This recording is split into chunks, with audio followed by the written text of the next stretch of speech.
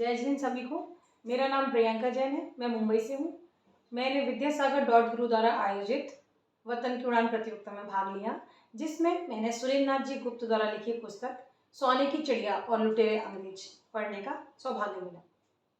मैंने पहली बार इस पुस्तक को पढ़ने के बाद मुझे अपने देश के बारे में बहुत सी नई नई चीज़ों की जानकारी मिली।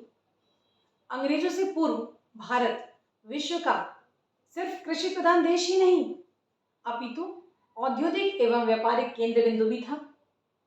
यहाँ वस्त्र उद्योग सबसे अधिक प्रचलित था, जो सबसे अधिक पुराना था। पटसन उद्योग में भी बहुत से व्यवसायियों ने यहाँ काम किया और भारत का इतिहास जितना प्राचीन था उतना ही प्राचीन यहाँ का जहाजरानी उद्योग था। मुंबई में बने जहाज यूरोप में बने जहाज से अधिक सस्ते और मजबूत होते थे।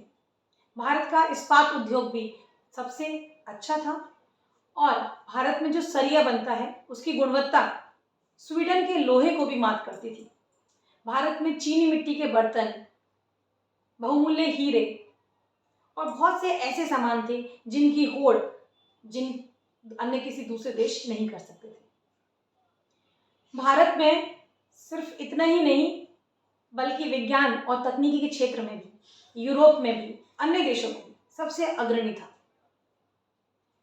पर जब अंग्रेज हमारे भारत देश में आए तो उन्होंने इस तरह लूटपाट मचाई कि हमारा देश हमारे देश में ही गुलाम होकर रह गया। इन्होंने किसानों पर 600% ब्याज लगा दिया, निर्यात को पूरी तरह से बंद कर दिया, आयात बढ़ा दिया और जब निर्यात की परमिशन दी तो उस पर काफ़ी कर लगा दिया गया। अंग्रेजों ने भारत में रेलवे की शुरुआत इसीलिए की थी ताकि भारत देश का अधिक शोषण हो सके और भारत देश हमेशा ऐसे ही गुलाम बना रहे। ये बात तो मेरे नॉलेज में नहीं थी कि भारत को 1944 तक वो रेलवे के लिए हर वर्ष 1 करोड़ पौंड देने पड़े।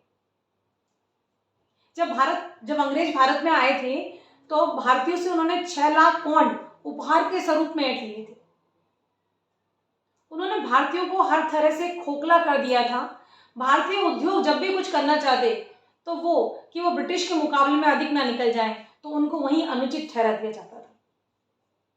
भारतीय पूंजी से यूरोप के लागत में पूंजी में अपरिमित वृद्धि हुई और भारत को पूरी तरह से पिछाड़ दिया गया। भारत के पास, हमारे देश के पास खाने के लिए अब भोजन नहीं बचा था और रहने के लिए आवास भी नहीं बचा था। भारत की इतनी दुर्दशा हो चुकी थी कि सभी लोग गुलामी की जंजीरों में जकड़ रहे थे और हमारे देश में अंग्रेजों ने पूरी तरह से जो राजा महाराजाओं थे उन्हें अपदस्थ कर दिया, कुलीनों को अप्रतिष्ठित कर दिया, भूमि स्वामियों को नष्ट कर दिया, मध्यम वर्गियों को विनाश कर दिया और जो हमारे किसान थे उन्हें भी पूरी तरह से नष्ट कर दिया।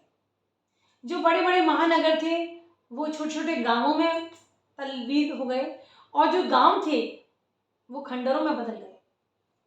सब जगह सिर्फ भूखमरी जैसी अवस्था हो गई।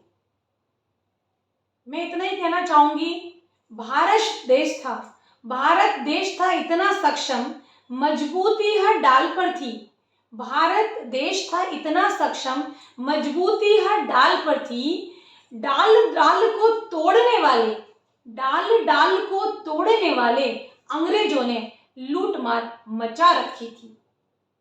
इतना लूटा, इतना तोड़ा, इतना लूटा, इतना तोड़ा, हाथ में कुछ ना बच पाया। इतना लूटा, इतना तोड़ा, हाथ में कुछ ना बच पाया।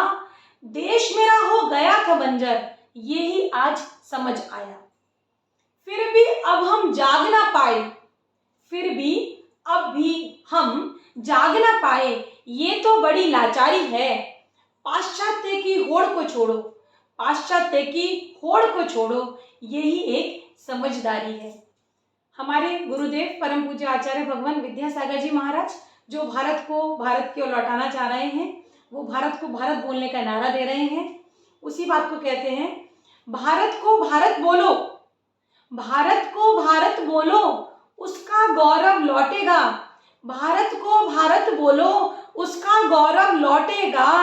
एक दिन फिर मेरा भारत, एक दिन फिर मेरा भारत सोने की चिड़िया बनके चहकेगा। इस पुस्तक को आप सभी लोग एक बार जरूर पढ़िएगा। सभी को जय जिनेंद्र। धन्यवाद।